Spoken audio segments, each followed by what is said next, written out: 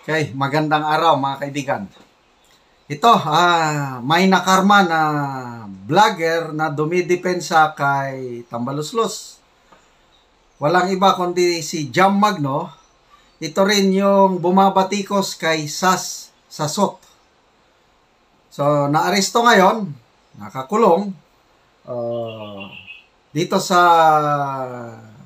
Mindanao, I think Butuan City. Ano ang kasalanan? Okay?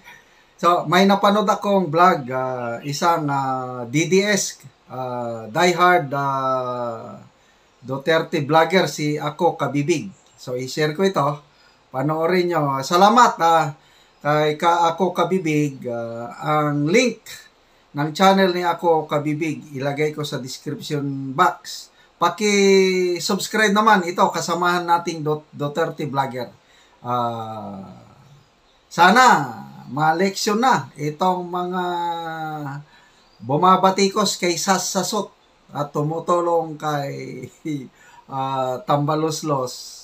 Karma na ba ito? Aywan ko. Hello mga kabibig! Welcome back sa ating bagong YouTube channel. Ito ang pinakamaingay na YouTuber sa balat ng YouTube. Ako si Kabibig, maglebak-lebak na dyan with evidence. Naku po, grabe ka-trending ang pangalan ni Jam Magno ngayon. Bakit? Inaresto si Jam Magno. Oh, grabe mga kabibig, isang malaking balita tungkol kay Jam Magno. Ano bang nangyari kay Jam Magno?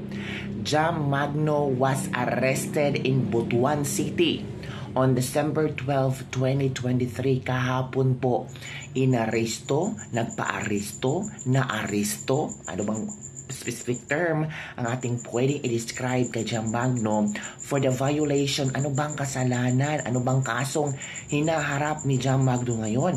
Nagulat ako mga kapipig kung bakit ito ang kasong hinaharap ni Jam Magno. RA 9262 or the Violation Against Women and Children Act. Bakit kinasuhan si Jam Magno ng the Violation Against Women and Children Act? The warrant of arrest was issued by Judge Ali Joseph Ryan Chong Loren of RTC Branch 37 7th Judicial Region, Cagayan de Oro. Alam, bakit siya kinasuhan ng ganito mga kapibig? The Service of Warrant of Arrest for Violation RA 9262 under CC number RCTO 2303760 inisyo sa Cagayan de Oro, Misamis Oriental. Pero in fairness naman kay Jam Magno hindi siya ang tawag dito na-sad or nagulat or parang natakot or parang nagwarla or nagalit sa kung sino ang nagkaso sa kanya. Pero sa mugshot ni Jam Magno, nakasmile pa. Grabe mga kabibig, confident si Jam Magno sa kanya yung smile. Tingnan nyo mga kabibig, oh. Grabe. So, ang tanong, bakit nakasuhan si Jam Magno ng ganyan?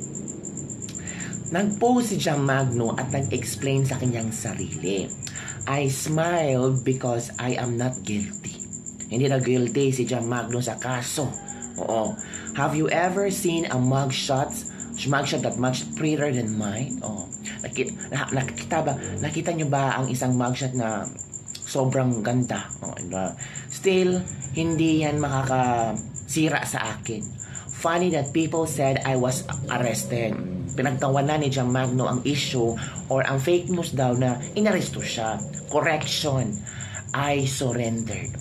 Sumurrender na si Jam Magno and posted my bail, 72,000 pesos bail, and at hindi ako nag-ask ng discount, escorted by an entire team of Butuan's best. So kalma lang po at wag kayong kabahan dyan. Hindi nyo ako matitinag. Oh. You should post my Miranda rights videos. Mas guwapa ko dito. And to be fair thank you to Butuan City Police Station 4 for a wonderful experience daw. I actually love it. Nagustuhan ni Jam Magno daw na yung sumurrender siya, napicturan siya ng magandang mugshot.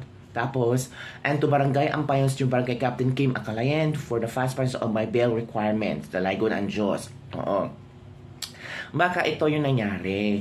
Nung baka may nakapag-tip kay Jam Magno na may na-release na warrant of arrest, so para hindi masyadong nakakahiya, din sumurrender na lang siya. Kaysa na-arresto siya sa for example, baka nasa isang event siya at na-arresto siya, mas more nakakahiya sa maraming tao. So, para hindi masyadong kahihiyan, alam niya na may lalabas na warrant of arrest, sumurrender na lang siya. At the same time, nag-bail na lang siya. Sabi ng isang netizen, kunwari lang tumatawa siya pero deep inside halos mangniyak-niyak na yan sa kakahiyan. Pinapatibay lang niya ang sarili niya dahil walang kakampi sa kanya. Congratulations at nakapasok ka na sa kulungan dahil deserve mo yan. Sana matauhan ka na sa mga pinagsasabi mo. Sabi ng isang netizen. Ang saya-saya pala ng isang Jam Magno pag kinasuhan. O di kaya ay magpa-picture. Sana mabulok ka na sa kulungan. Ang kapal talaga ng pagmumukha mo, Jam Magno. Di alam namin kung ano ang tunay mong kulay. Buti nga sa'yo. Kumampi kasi dapat sa tama, wag sa mali. Kung ano ang dapat ang hatol sa'yo, then yun ang ibigay. Ito, basta ganon talaga, ayan si Jam Magno. Bakit siya kinasuhan ng paglabag sa paglabag sa violence against women and children. Ay, oo nga, no, Violence Against Women and Children Act. Bakit nga ba? Naku mga kabibig, dapat natin malaman yan. Marami ang nagtatanong kung sino ang nag-bail kay Jam Magno. Knowing Jam Magno is connected to Tingog Party List. Si Martin Romualdez nga ba ang nag-bail kay Jam Magno? Well, kung si Martin Romualdez naman, alam niyo naman kung saan tutulong yan si Martin Romualdez sa mga tauhan niya. Wala tayong magagawa dyan. Baka humingi din ng tulong si Jam Magno. O di kaya, alam niyo naman mayaman si Jam Magno. So, easy lang yung 80,000 pesos, di ba? Pero may tanong si Tio Moreno. She surrendered and posted her 72K bail. Okay, assuming it's true. Her narratives are true. Can she explain what is this? Kasi, nag-post si Jam Magno nag-ask kung sinong may 80,000 na GCash. And then, emergency daw, na meron siya babayaran. So, parang napasold si Tio Moreno kung willing to pay in cash right now, pero need pa mapa-GCash. Sabi niya, I'm confused. Tapos, meron ding tanong si Sasrugan Dusasot tungkol sa nangyari kay Jam Magno, mga kabibig. As in, napasol din ako sa tanong ni Sasrugan Dusasot. Ay ako mga kabibig, ano bang nangyari? Ito ang tanong ni Sasrugan Dusasot. So, chismosa ako. Sabi ko, sino yung nagdemanda kay Jam? At bakit violence against women and children ang demanda? Then, ayun, pinadalhan ako ng family picture ng babae at the husband na allegedly, suspectedly, nagtatanong lang po naging jowa ni Jam. Hala, baka married ang guy na naging jowa ni Jam Magno. Well, allegedly, suspectedly. So, nagtatanong na ang mga tao kung bakit, violence against women and children ang dinamanda kay Jam Magno. Well, kung ganun man lang, sana masagot ito ni Jam Magno. Sabi ni Jam Magno, hindi totoo.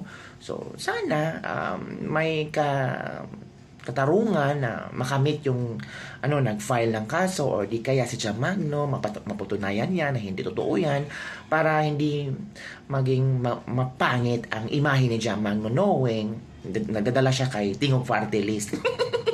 Pero iba na ang pananaw ng maraming tao at marami ang mga taong nasisiyahan sa nangyari kay Jam Magno. Bakit kaya sila maging happy sa tawag dito, sa nangyari kay Jam Magno ngayon? Sabi ng iba, buti nga sa kanya. Atribida kasi. Buti nga sa kanya, iniwan niya si Vivi Sara Duterte at pumunta sa isang malaking isda. Ay nako, grabe naman. So, maghintay-hintay tayo sa kung ano ang latest trending updates kay Jam Magno na super pinag-uusapan ngayon. So, nakakuha ng atensyon si Jam Magno. Positive or negative publicity is still publicity at bumabango ang pangalan ni Jam Magno ngayon. So, yun na lang mga kabibig, ang ating ladies labag-labag for today. Ano ang inyong reaksyon sa nangyari ni Jam Magno ngayon? At bakit violence against women and children ang edemanda? At sino ba ang nagdemanda? Ay nako. Bye mga kabibig. See you next time.